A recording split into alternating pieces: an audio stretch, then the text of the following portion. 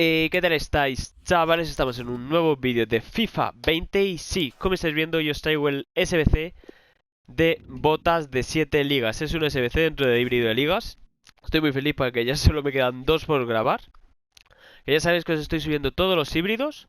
Los de el híbrido de país y el híbrido de liga y países también los tenéis subidos en el canal, los tenéis todos abajo en la descripción.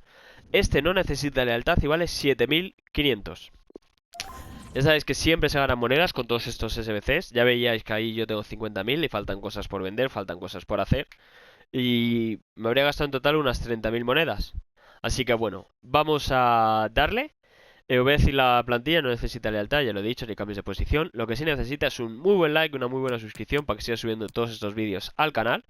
Y empezamos por Pionesisto, Martin Braithwaite, Berardi, Fischer, Treble, Nasri, Lazzari. Arriba a la derecha donde pone comprado por, veis cuánto cuesta. Damián da Silva, Teófil Catherine.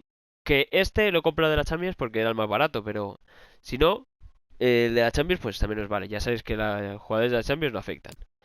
Evan Endika y Maignan. Este lo mandamos. Este era bastante sencillito, la verdad, y bastante barato, 7500 no está mal.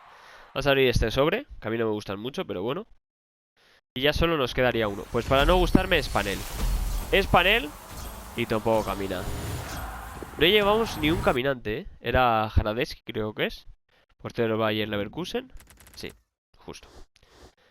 Pues nada, chicos, a ver si tenemos más suerte en el último, que ya tendremos el sobre de 55.000. Así que nada, chicos, dejad un muy buen like, una muy buena suscripción. Nos vemos en el siguiente vídeo. Adiós.